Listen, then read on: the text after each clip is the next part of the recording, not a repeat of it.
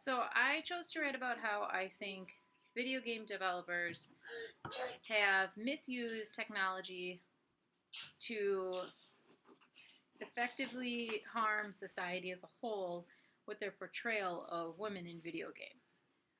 I feel that women are over sexualized, objectified, and as Anita Sarkeesian says, they have become background decorations for sexual gratification. Um, Obviously, this is something that we covered during sometime this semester, and I just thought it was interesting and wanted to go a little further into it. So, technology has gotten to the point where video games are almost realistic. And I feel like if you have no conscience and you can harm someone in a video game, or you don't feel like a negative vibe and negative, it doesn't bother you at all to hurt somebody in a video game, and it's such a realistic setting, what's stopping you from kind of blurring the lines and taking that a little bit further? You never know. I'm sure most people don't see video games as anything as realistic, and they would never actually harm a person in real life, even though they would in a video game. But it kind of desensitizes a person to the point where maybe they would feel it's not that big of a deal. So I discussed Anita Sarkeesian and her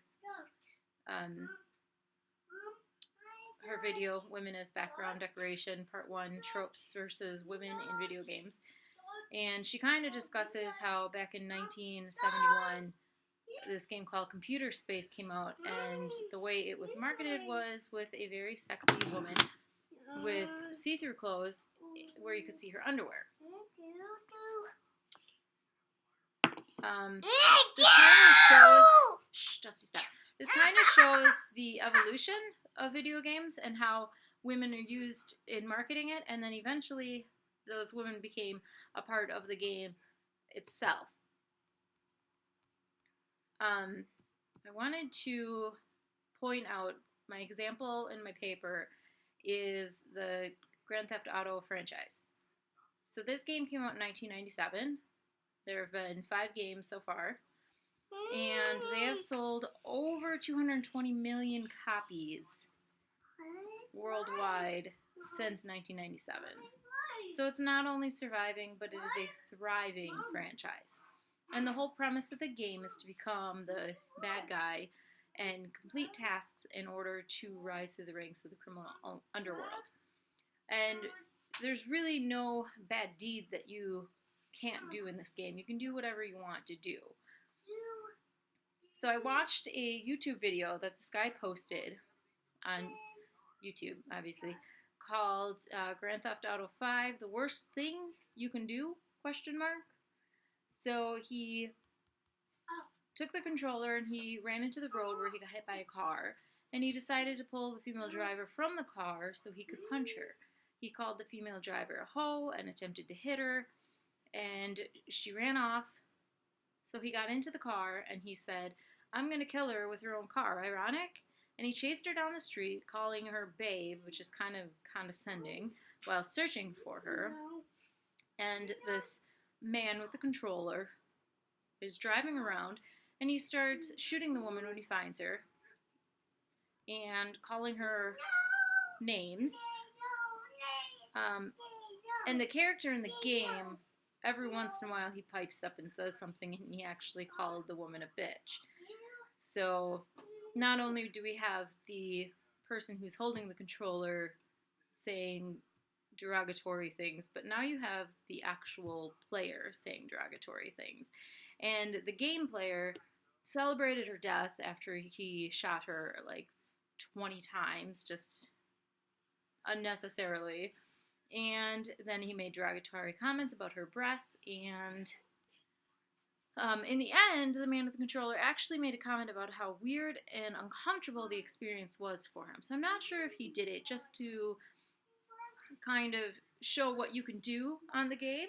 I don't think it was out of pure pleasure that he did this. But I'm sure there are a lot of people out there who find pleasure in doing stuff like that.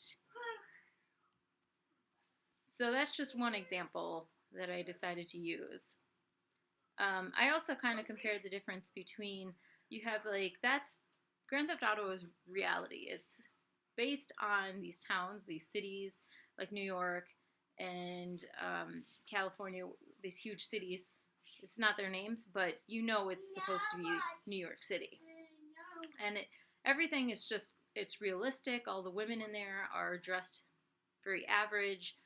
They're just, everything is kind of like, this could be reality. So then you compare it to a game like a game I found called Dragon's Crown, where there's a character who's a witch, and she is over sexualized just far beyond necessity. Her breasts are so large that they are popping out of her top. The top just barely covers her nipples. Her dress is a long dress to her feet, but the slit goes all the way up, so both of her legs are completely exposed. And her movements are so overemphasized for sexual gratification. Every time she moves, her breasts just go up and down, just over the top. So she's clearly a sexual object in the game. But when you're playing the game is about knights and dragons and wizards and everything fantasy. So my point is that the whole thing, the whole concept is fantasy. And when a male plays this game, he recognizes that the game is complete fantasy in an alternate universe that could never exist.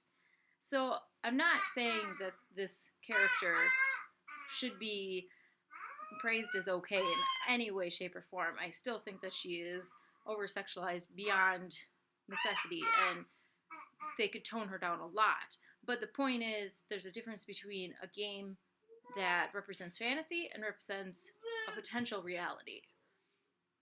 And this brings me to my next point about video games and why they target males still in their marketing when 48% of gamers are actually women. Males between the ages of 10 and 25 only represent about 25% of the gaming industry. So these facts break down the illusion that gamers are young, nerdy boys.